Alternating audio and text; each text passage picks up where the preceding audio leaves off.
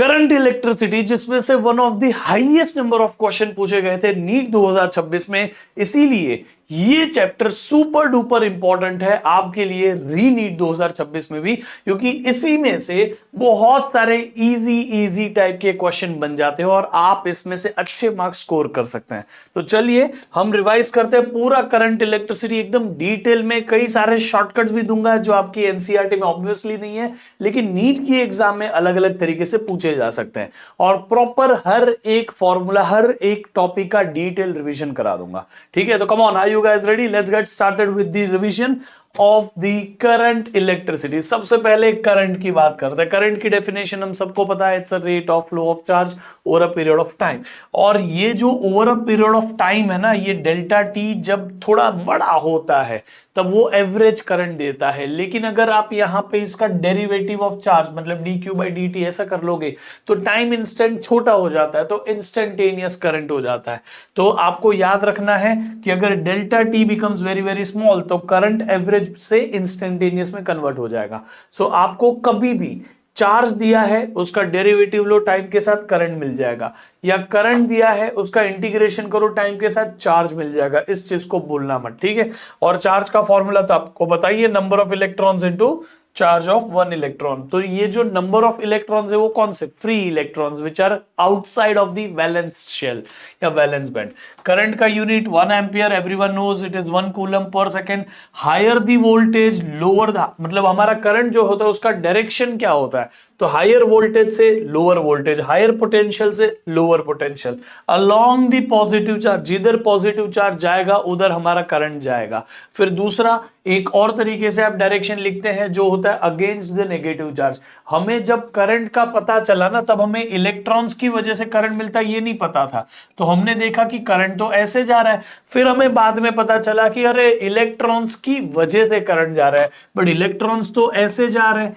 तो हमने फिर कंक्लूड किया कि हमारा कन्वेंशनल करंट का डायरेक्शन जो है वो इलेक्ट्रॉन्स के फ्लो के अपोजिट माना जाएगा आज से। मतलब हमने सब कुछ सेम ही रखा, अंडरस्टैंडिंग उसकी बदल ली, याद रख लेना, ठीक है। फिर जैसे अगर आपको ग्राफ दे दिया जाए, जैसे मैंने बोला चार्ज का डेरिवेटिव ले लो, टाइम के साथ करंट मिल जाएगा। तो चार्ज का टाइम के साथ ग्राफ हो तो इस ग्राफ का स्लोप ले लो तो भी करंट मिल जाएगा। उसी तरह से इंटीग्रेशन होता है तो एरिया अंडर ग्राफ होता है, करंट का इंटीग्रेशन ले लो टाइम के साथ तो चार्ज मिल जाएगा। एरिया अंडर ग्राफ निकालो करंट टाइम ग्राफ का तो चार्ज मिल जाएगा। सो इन दोनों तरीके से आपको अगर कोई क्वेश्चन आता है तो आपको निकालने आना चाहिए। कई बार आपको बोलेंगे this is the equation of charge, find out the average current. Average current निकालना है तो आपको क्या करना पड़ेगा बेटा? पहले एक टाइम इंस्टेंट पे आप निकाल लो चार्ज की वैल्यू, दूसरे टाइम इंस्टेंट पे निकालो, दोनों चार्ज को सब्ट्रैक्ट करो डिवाइडेड बाय टोटल टाइम। या फिर आप थोड़ा सा डेरिवेटिव के और मेथड्स भी अप्लाई कर सकते हो कि आपने पहले तो निकाल लिया करंट का इक्वेशन, मतलब डेरिवेटिव ले लिया चार्ज का, उसके बाद दोनों की वैल्यू, करंट की दोनों चार्ज, दोनों टाइम इंस्टेंट की वैल्यू डाली, सब्ट्रैक्शन कर लिया। Both the way it works. और अगर आपको यहीं पे है तो अगर लोअर लिमिट अपर लिमिट पता हो तो एग्जैक्ट टाइम पीरियड तक में आप अपना चार्ज कितना फ्लो हो गया वो भी पता कर सकते हैं। Now it's about potential. Potential is work done upon charge, 1 volt is 1 joule पर कूलम, ठीक है। पोटेंशियल जहां ज्यादा होता है वहां से कम के तरफ हमारा करंट जाता है, और जहां पोटेंशियल हायर है, जहां लोअर है, उस तरफ इलेक्ट्रिक फील्ड होती है। इलेक्ट्रिक फील्ड हायर पोटेंशियल से लोअर पोटेंशियल, आपने ये पहले 2 चैप्टर में भी सीखा है कि along the direction of electric field potential decrease होते जाता है कि नहीं? तो ये इलेक्ट्रिक फील्ड के बीच में अगर कोई भी इलेक्ट्रॉन बैठा है तो वो इलेक्ट्रिक फील्ड के अपोजिट में फोर्स एक्सपीरियंस करेगा, just because electron is a negative charge. और ये फोर्स की वैल्यू भी आपको पता है, E इंटू ई, मतलब चार्ज का वैल्यू इंटू इलेक्ट्रिक फील्ड का value. Obviously there is a minus sign, but अभी मैं डायरेक्शन की बात नहीं कर रहा हूं, ठीक है। नाउ लेट्स गो आगे। अब थोड़ा सा आ जाते हैं करंट और वोल्टेज के रिलेशन के बारे में। तो वो होता है कि current is directly proportional to voltage या voltage is directly proportional to current, whichever way you want to understand, दोनों चल जाता है। तो मैं आइडियली इसको मानता हूं क्योंकि करंट जो है वो इफेक्ट है और पोटेंशियल डिफरेंस जो है वो कॉज है। हम जब रिमोट के अंदर सेल डालते हैं तो हम पोटेंशियल डिफरेंस क्रिएट करते हैं जिसकी वजह से करंट फ्लो करता है, ना कि करंट देते हैं जिसकी वजह से पोटेंशियल डिफरेंस क्रिएट होता है, ठीक है। तो current is directly proportional to potential, keeping the physical condition same, temperature same, ठीक है। तो current is equal to 1/r times v, और यहां से आप 3 अलग अलग ओहम्स लॉ के फॉर्मूला बच्चों वाले बना सकते हैं। बाकी अगर वोल्टेज और करंट का ग्राफ दिया हो, करंट और वोल्टेज का ग्राफ हो, दोनों केसेस में ग्राफ सिमिलर दिखेगा, बस उसका जो स्लोप है उसका मीनिंग बदल जाएगा। अगर voltage on Y axis, current on X axis है तो स्लोप विल बी रेजिस्टेंस। अगर current on Y axis and voltage on X axis है तो slope will be 1 upon resistance which is conductance. याद रखिएगा। अब रेजिस्टेंस की बात करते हैं जो हमने अभी ओहम्स लॉ से देखा। ओहम्स लॉ ने बोला resistance is V by I। अब ये V पे भी डिपेंड नहीं करता, रेजिस्टेंस I पे भी डिपेंड नहीं करता। रेजिस्टेंस एक्चुअली डिपेंड करता है कंडक्टर पे, कंडक्टर की लेंथ पे, एरिया पे, मटेरियल पे और कौन से टेम्परेचर पे आपने उस मटेरियल को रखा उस पे। तो यूनिट जो है इसका ओहम होता है R is equal to rho L upon A। ये एक्चुअल फॉर्मूला बनके निकलता है जिस पे रेजिस्टेंस डिपेंड करता है। ऐसे ही कैपेसिटेंस जो है, आपने कैपेसिटेंस का फॉर्मूले में चार्ज और पोटेंशियल देखा होगा, लेकिन it does not depend on charge, it does not depend on potential. आपने इंडक्टेंस के फॉर्मूला में फ्लक्स और करंट देखा होगा, लेकिन इंडक्टेंस भी फ्लक्स और करंट पे डिपेंड नहीं करता है। सेम रेजिस्टेंस भी वोल्टेज और करंट पे डिपेंड नहीं करता, it depends on rho L and A। अब आ जाओ यहां पे। अब हमें यूजुअली सिलिंड्रिकल कंडक्टर लिया जाता है ताकि एक ही डायरेक्शन में उसमें करंट फ्लो किया जा पाए। तो जहां करंट फ्लो होता है उस डायरेक्शन की लेंथ को माना जाता है और उस लेंथ के परपेंडिकुलर का एरिया लिया जाता है। अगर हमारे पास ऐसा कोई कंडक्टर आ जाए जो सिलिंड्रिकल नहीं है, फिर इसमें मल्टीपल डायरेक्शंस पॉसिबल है। अगर मैं आपको बोलूं कि करंट जा रहा है अलोंग द बी, ऐसे जा रहा है, तो आपको लेंथ को बी लेना पड़ेगा और एरिया ऑफ क्रॉस सेक्शन जो है वो बी से परपेंडिकुलर यानी ए इंटू सी लेना पड़ेगा, ए सी। ऐसे आप अलग अलग फॉर्मूले बना पाओगे। समझ में आ गया कि नहीं? आई होप कि आपको समझा। फिर अगर आप यहां पे ध्यान से देखोगे तो करंट अगर ऊपर जा रहा है, ऊपर जा रहा है, तो यहां पे क्या हो गया, ये आपका लेंथ हो गया ए और सी इंटू बी आपका हो गया area of cross section. I hope कि आपको समझा ये कैसे हुआ, है ना? समझा गया बेड़ो? क्या बोलता है? तो अलग अलग तरीके से आपको फॉर्मूले बनाने आ सकते हैं। इस तरीके के कुछ क्वेश्चंस भी इनकेस आपको पूछे जाए तो आपको पता होने चाहिए। Now limitations of Ohm's law. देखो, आप कितना भी पोटेंशियल डिफरेंस बढ़ा लो, लेकिन क्या इलेक्ट्रॉन्स कंडक्टर के अंदर स्पीड ऑफ लाइट से तो मूव नहीं कर सकते ना। इसका मतलब इलेक्ट्रॉन की स्पीड की और नंबर ऑफ इलेक्ट्रॉन्स की एक लिमिट आएगी। तो वोल्टेज कितना भी बढ़ाते जाओ, करंट बढ़ने की एक लिमिट होती है। तो आपका ग्राफ अगर वाई एक्सिस पे वोल्टेज, एक्स एक्सिस पे करंट है, तो आप कितना भी वोल्टेज बढ़ाओ, एक लिमिट के बाद आके करंट फिर नहीं बढ़ेगा। करंट देखो आगे जाते बढ़ता है, लेकिन अब ग्राफ वोल्टेज के पैरेलल होने लगा है, लेकिन वोल्टेज आप बढ़ा रहे हो लेकिन करंट आगे नहीं बढ़ रहा है। अगर वही graph voltage on X axis, current on Y axis है, तो वोल्टेज बढ़ेगा लेकिन करंट एक लिमिट के बाद नहीं बढ़ेगा। तो आपको simply practical graph of Ohm's law में आपके ग्राफ को टुवर्ड्स दी वोल्टेज बैंड कर देना है, इतना ध्यान रखना। अब आ जाते हैं कि क्या हर कोई चीज ओहम्स लॉ फॉलो करती है? नहीं। कुछ ऐसे मटेरियल होते हैं जो ओहम्स लॉ फॉलो नहीं करते, जैसे सेमीकंडक्टर। गैलियम आर्सेनिक एक सेमीकंडक्टर मटेरियल है जो फॉलो नहीं करता। उसका पॉजिटिव रेजिस्टेंस जोन भी होता है, नेगेटिव रेजिस्टेंस जोन भी होता है। इसमें टेम्परेचर बढ़ाने पे रेजिस्टेंस बढ़ भी सकता है, कम भी हो सकता है, सेम ही मटेरियल के लिए, ठीक है? तो ये भी है। अब दूसरा है सेमीकंडक्टर डायोड। ये डायोड है, बना हुआ डिवाइस है, ये मटेरियल नहीं है। तो ये डायोड में तो proper forward bias, reverse bias जो आप वहां पे सीखोगे सेमीकंडक्टर चैप्टर में। तो जो भी मटेरियल है वो ग्राफ को फॉलो नहीं करते ओहम्स लॉ को, उनको बोलते हैं non ohmic conductor. They conduct the electricity but they do not follow the Ohm's law. I think थोड़ा सा लैक हो रहा है, ऐसा लग रहा है। Any which ways, I hope कि आपको समझ रहा है, ठीक है? हाँ हाँ हाँ, अब इट्स क्लियर, ठीक है ना? चलो फिर आगे बढ़ते हैं। रेजिस्टिविटी, रेजिस्टिविटी के बारे में बात कर लेते हैं। What is the discussion around resistivity? Resistivity is a property of a material जिसका यूनिट ओहम मीटर है। It depends upon the temperature. इसका एक और नाम है स्पेसिफिक रेजिस्टेंस। स्पेसिफिक रेजिस्टेंस कुछ नहीं होता, आपने जिस भी मटेरियल की बात कर रहे हो उस मटेरियल का एक छोटा सा सैंपल मटेरियल ले लो जिसकी लेंथ 1 मीटर, जिसका area of cross section 1 metre square, या इन सीजीएस यूनिट भी ले सकते हो। उसका रेजिस्टेंस को हम रेजिस्टिविटी बोल लेंगे। बाकी पूरे मटेरियल के लिए उसको मल्टीप्लाई करते जाओ, डिवाइड करते जाओ बेस्ड ऑन एरिया, आप कितने भी मटेरियल का रेजिस्टेंस निकाल पाओगे, ठीक है? Resistivity does not depend on anything accept the temperature and material, याद रखना, ठीक है? रेजिस्टिविटी जो है वो हमारे लिए अलग अलग मटेरियल का अलग होती है। मेटल्स की रेजिस्टिविटी 10⁻⁸ ओहम मीटर से 10⁻⁶ ओहम मीटर के बीच में होती है, और सेमीकंडक्टर्स की इसके थोड़ी सी बड़ी होती है, और रेजिस्टर्स जो होते हैं उनकी रेजिस्टिविटी 10⁻18 टाइम्स ग्रेटर देन दी ये होती है। एक टेबल भी यहाँ पे आगे मैं दे दूंगा आपको, ताकि आप कंपेयर कर पाओ, कभी कुछ वैल्यू आपको दिख जाए क्वेश्चन में तो आपको याद आ जाए कि कौन सी है। रेजिस्टेंस जो है उसका यूनिट ओहम है। कंडक्टेंस इज 1/रेजिस्टेंस रेजिस्टेंस का यूनिट मो हो जाएगा, ठीक है। फिर आ जाता है रेजिस्टिविटी, रेजिस्टिविटी इज रो, रो मतलब ओहम मीटर, उसका यूनिट हो गया। कंडक्टिविटी सिग्मा से रिप्रेजेंट होती है 1 upon resistivity ohm metre inverse, ohm per metre है ये, क्लियर है बेटा। अब आ जाते हैं आगे, रेजिस्टिविटी टेम्परेचर के साथ बढ़े तो उस मटेरियल को हम बोलते हैं पॉजिटिव टेम्परेचर कोएफिशिएंट मटेरियल। अगर रेजिस्टिविटी टेम्परेचर बढ़ाने के साथ घट जाए तो हम बोलते हैं नेगेटिव टेम्परेचर कोएफिशिएंट, यानी कि आप टेम्परेचर बढ़ा रहे हो वो अच्छा कंडक्टर बनते जा रहा है। ये ऐसा यूजुअली सेमीकंडक्टर्स में होता है। और अगर हम बोले कि टेम्परेचर बढ़ाने पे वो बुरा कंडक्टर बन रहा है तो वो कंडक्टर है, क्यों? क्योंकि इसका मतलब वो पहले अच्छा कंडक्टर था, बाद में तो बुरा बनेगा टेम्परेचर बढ़ाने के साथ में, याद रखना, ठीक है। और आपका फॉर्मूला भी टेम्परेचर डिपेंडेंसी का पीटीसी मटेरियल के लिए बीच में प्लस, एनटीसी मटेरियल के लिए बीच में माइनस। बाकी आपको टेम्परेचर कोएफिशिएंट के लिए फॉर्मूला रेजिस्टेंस का difference upon initial resistance into delta T. Delta T को डिग्री सेल्सियस केल्विन दोनों में डाल सकते हो, डिग्री फ़ारेनहाइट में नहीं होना चाहिए। आपका आंसर इसका पॉजिटिव आ जाए तो पीटीसी है, इसका आंसर नेगेटिव आ जाए तो एनटीसी है। इसका यूनिट में बच्चे बहुत बार कंफ्यूज होते हैं, 1 upon kelvin is the unit of this temperature coefficient, याद रखना, ठीक है। फिर आ जाते हैं यहाँ पे टेम्परेचर कोएफिशिएंट, टेम्परेचर डिपेंडेंसी में ग्राफ है अलग अलग। हम कंडक्टर्स में क्या होता है, थोड़ा सा टेम्परेचर बढ़ा बहुत रेजिस्टिविटी बढ़ जाती है, लेकिन ये एलॉयज जो होते हैं जो कंडक्टर्स को मिक्स करा के बनाए गए हैं, उन एलॉयज में ऐसा नहीं होता। एलॉयज में टेम्परेचर ज्यादा चेंज करने पे भी बहुत ज्यादा रेजिस्टिविटी नहीं बढ़ेगी, तो इधर ना थोड़ा सा सेंसिटिविटी टुवर्ड्स टेम्परेचर कम है रेजिस्टिविटी की, इसलिए हम इनको ज्यादा यूज करते हैं, ठीक है। बाकी यहाँ पे देख लो सेमीकंडक्टर तो टेम्परेचर बढ़ाने के साथ रेजिस्टिविटी कम कर रहा है जस्ट बिकॉज वो एनटीसी है, ठीक है बेटा। अब ये अलग अलग टेबल मैंने आपके लिए रखे हैं रेजिस्टिविटी के, टेम्परेचर के जो हमारे वैल्यूज है उसके साथ में, टेम्परेचर कोएफिशिएंट के साथ में।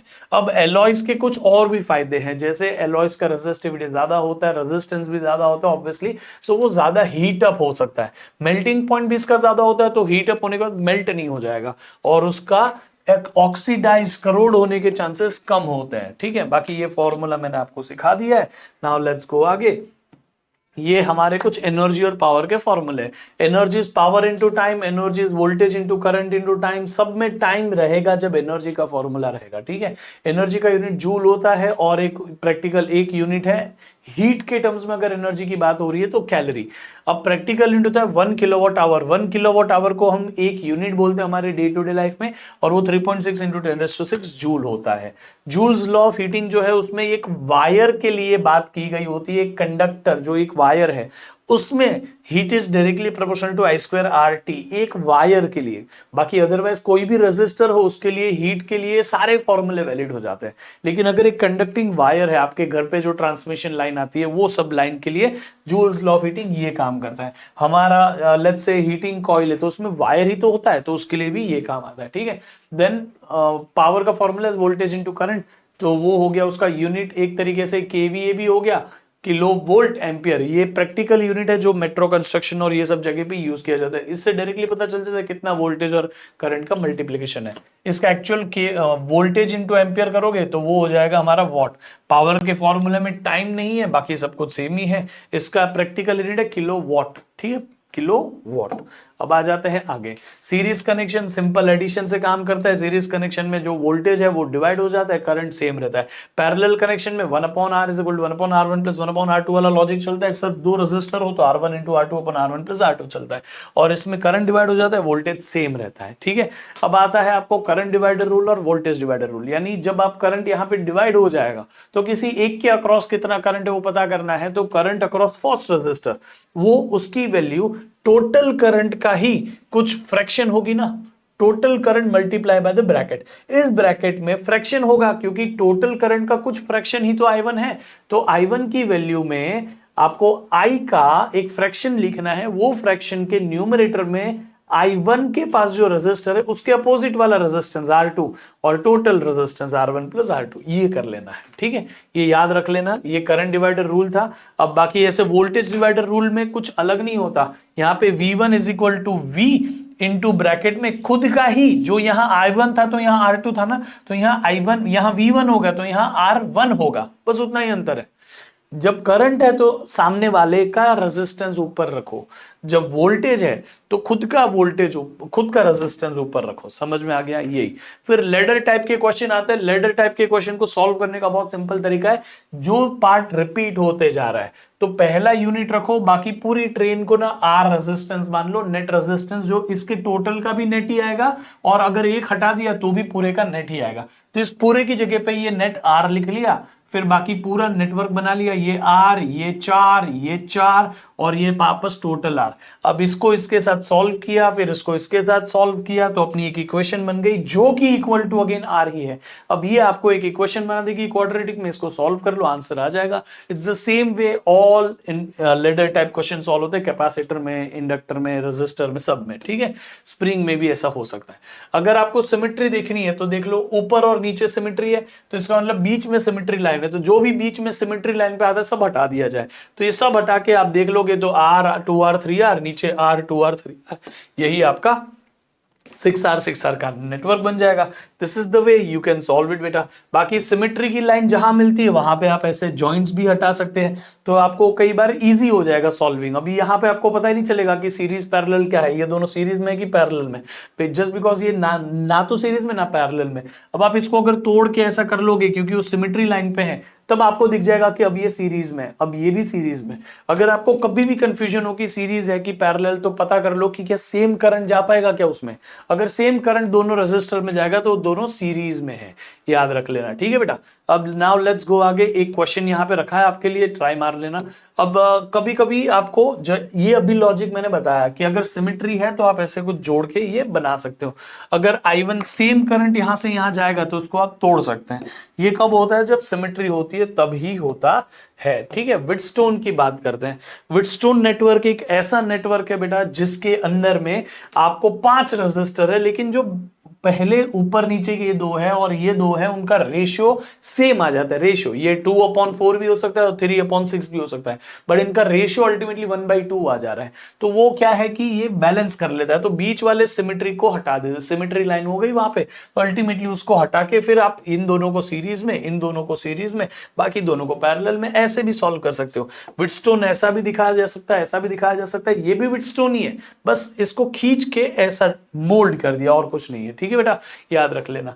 व्हिटस्टोन अगर ना हो, अगर व्हिटस्टोन की फुलफिलिंग ना हो रही हो कंडीशन की, तो आपका जो फॉर्मूला है वो ये होता है। थोड़ा गंदा फॉर्मूला है, आपको चाहिए तो आप याद रखिए, मुझे नहीं लगता कि ये काम आएगा कभी आपको।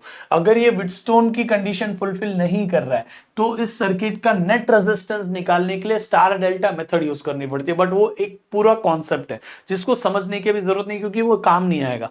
फिर भी आपको इसका एक डायरेक्ट फॉर्मूला बता रहा हूं। क्या है? सिंपल फॉर्मूला है, पहले दोनों रेजिस्टर को मल्टीप्लाई करो, बाकी दोनों को ऐड करो, फिर पहले दोनों को ऐड करो, बाकी दोनों को मल्टीप्लाई करो। देखो, फिर पांचवी को रखो और दोनों को ऐड करो, दोनों को ऐड करो और उसको मल्टीप्लाई कर दो। फिर नीचे वही R5 को रखो, बाकी सबको ऐड कर लो। फिर वापस R, ये जो ऊपर लिखा ना R1 और R3, ऐसे कॉम्बिनेशन में ऐड करके मल्टीप्लाई कर दो। यही है और कुछ है ही नहीं। अगर व्हिटस्टोन की बैलेंसिंग कंडीशन फुलफिल नहीं हो रही है तो वो भी मैंने आपको यहां पे बता दिया। ठीक है, नाउ लेट्स गो आगे।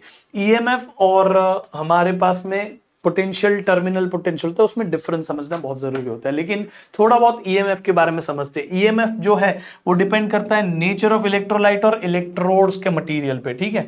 और दूसरा, EMF does not depend on कितनी बड़ी प्लेट है, डिस्टेंस बिटवीन इलेक्ट्रोड क्या है, क्वांटिटी ऑफ इलेक्ट्रोलाइट क्या है और साइज ऑफ द सेल क्या है उसमें। अगर हमारे पास इंटरनल, जब भी सेल बनाते हैं तो सेल के अंदर ही एक इंटरनल रेजिस्टेंस होता है जिसको हम स्मॉल आर से रिप्रेजेंट करते हैं। तो वो हमेशा सीरीज में बनाया जाता है सेल के, और ये दोनों मिला के एक सेल है।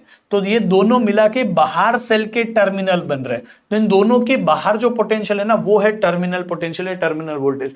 और वही टर्मिनल वोल्टेज इस एक्सटर्नल रेजिस्टेंस को मिलता है। तो एक्सटर्नल रेजिस्टेंस के अक्रॉस जो V है ना, वो IR भी लिख सकते हो, या वही V जो है वो इन दोनों के टर्मिनल पे भी मिल रहा है। तो E में से IR निकाल लिया इसका, तो वो भी बन जाता है, उसमें कोई गलत बात नहीं होती। फिर करंट का फॉर्मूला उसी फॉर्मूला से रीअरेंज करके बना है, E upon capital R plus small r। अगर आपको मैक्सिमम करंट चाहिए तो कैपिटल R 0 करके रख दो और E अपॉन स्मॉल r की वैल्यू दे दो, तो मैक्सिमम करंट पॉसिबल हो जाएगा। ठीक है, आप याद रख लेना, यहाँ पे वो कंडीशन भी मैंने लिखी है।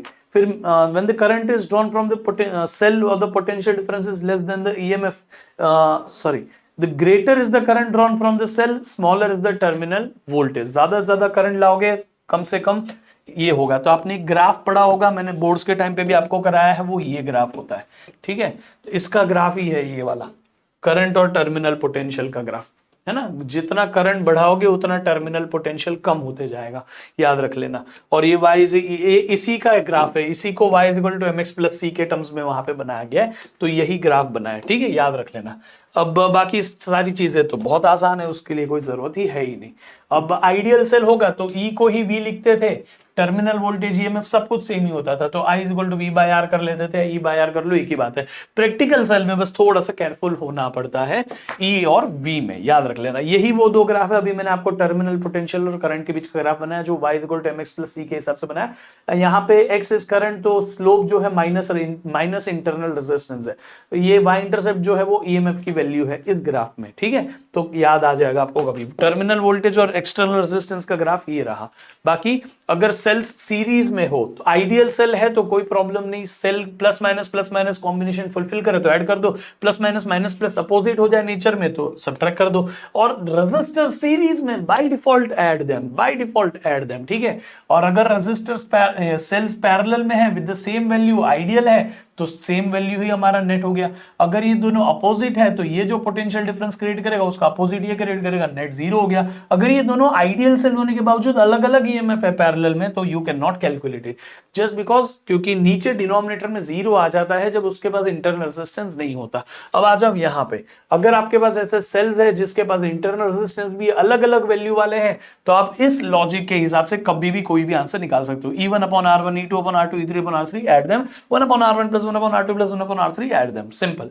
और नेट रेजिस्टेंस, इंटरनल रेजिस्टेंस का निकालना हो तो पैरेलल कॉम्बिनेशन का फॉर्मूला लग जाता है, it is as simple as that. बाकी कई सारे अलग अलग टाइप के कॉम्बिनेशन ऐसे पॉसिबल है, आपको जब भी लगेगा तब आप इसको यूटिलाइज कर सकते हैं, ठीक है ना।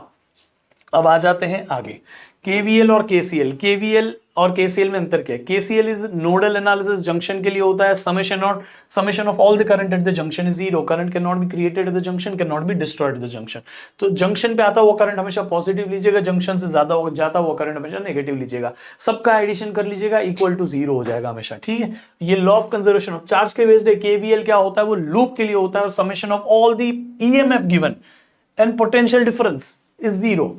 ईएमएफ पोटेंशियल डिफरेंस क्रिएट करता है और ये आईआर पोटेंशियल ड्रॉप है, तो क्रिएटेड प्लस ड्रॉप दोनों इक्वल ऐड कर दोगे जीरो हो जाएगा। ये law of conservation of energy के ऊपर बेस्ड है। आप पॉजिटिव से नेगेटिव जाओ तो माइनस ई लिखिएगा, नेगेटिव से पॉजिटिव आप ट्रैक करो सर्किट को तो प्लस ई लिखिएगा। जिस टर्मिनल पे आप जंप कर रहे हो उसकी साइन लेके आप ईएमएफ की वैल्यू लिखिएगा। करंट के साथ जा रहे हो तो माइनस आईआर लिखिएगा, करंट के अपोजिट में जा रहे हो तो प्लस आईआर लिखिएगा, उसको भूलना नहीं। फिर करंट आपको यहाँ पे किरचॉफ्स लॉ के ये जो सारे के सारे साइन कन्वेंशन है वो मैंने एक साथ में याद दे दिया है। In case if you get confuse तो आप इसको कभी भी रेफरेंस की तरह यूज करना, ठीक है। फिर ये होता है हमारा एनसीईआरटी का एक क्वेश्चन जिसमें हमें बोला है कि ये पॉइंट और ये पॉइंट ये लॉन्गेस्ट डायगोनल है इस पूरे क्यूब का, तो उसके अक्रॉस नेट रेजिस्टेंस कितना। तो हम इसको सॉल्व करने जाएंगे तो मर जाएंगे, इसीलिए हमने क्या किया, अगर हम सीरीज पैरेलल नहीं आता हमें तो रेजिस्टेंसेस V बाय आई ना, वो कर लो। तो V बाय आई करने के बाद हमें पता चला कि इसका नेट रेजिस्टेंस जो है यहाँ पे वो 1O, यहाँ पे नेट रेजिस्टेंस हो गया 10/12। तो ये 10/12 के थ्रू जो आंसर आता है वो है, अगर ये हर किसी की वैल्यू 1111 है तो नेट रेजिस्टेंस इज 10/12। मैं आपको ना डायरेक्ट वो फॉर्मूले बता देता हूं कि जिससे आपको कभी भी टेंशन ही नहीं आएगा। अगर कभी भी आपको ऐसे क्यूब बना दिया जाए, यही क्यूब है आपके पास, जो क्वेश्चन है उसी को यहां लिया है, अगर सबकी वैल्यू RR हो और लॉन्गेस्ट डायगोनल के अक्रॉस आपको बोले A या G, H या B, ऐसे लॉन्गेस्ट डायगोनल का अक्रॉस नेट रेजिस्टेंस बोले तो 5/6R। अगर आपको बोले कोई भी एक फेस का डायगोनल ये और ये तो बोलना 3/4R। अगर आपको बोले कोई भी एक साइड के अक्रॉस 2 पॉइंट है तो उसके across 7/12R। It is as simple as that, direct answer लिखने का, क्योंकि आप अभी तो नीड दे रहे हो भाई, कोई आलतू फालतू थोड़ी ना डेरिवेशन करके दिखाने का, नहीं ना। अब आ जाओ यहाँ पे, ड्रिफ्ट स्पीड के कई सारे फॉर्मूले होते हैं जिसमें से एक फॉर्मूला है VD = EE τ/m। आप याद रख लेना, जितनी इलेक्ट्रिक फील्ड बढ़ेगी उतनी ड्रिफ्ट स्पीड बढ़ेगी, जितनी इलेक्ट्रिक फील्ड कम होगी उतनी ड्रिफ्ट स्पीड कम होगी। Drift speed is directly proportional to relaxation time. Relaxation time जो होता है वो नंबर ऑफ कोलिजन्स के ऊपर भी डिपेंड करता है कि टेम्परेचर बढ़ाओगे कोलिजन जल्दी होंगे, कोलिजन जल्दी हो गए, रिलैक्सेशन टाइम कम हो गया, तो कम हो गया तो ड्रिफ्ट स्पीड भी कम हो गई। समझ में आ गया? इस तरीके से आपको वेरिएशंस भी लेने पड़ेंगे। Mobility is drift speed upon electric field, मतलब इलेक्ट्रिक फील्ड पे भी डिपेंड नहीं करती वो mobility does not depend on drift speed, does not depend on electric field. Mobility actually depends on just relaxation time. Relaxation time temperature बढ़ाओगे कम हो जाएगा, टेम्परेचर कम होगा तो बढ़ जाएगा। बाकी करंट के अलग अलग तरीके के फॉर्मूले सारे यहां लिखे हुए हैं, वीडी के टर्म्स में, इलेक्ट्रिक फील्ड के टर्म्स में, यहाँ पे म्यू और ई के टर्म्स में, यहाँ पे पोटेंशियल और लेंथ के टर्म्स में, रेजिस्टेंस के फॉर्मूले भी, और ये सारे टर्म्स के नाम है।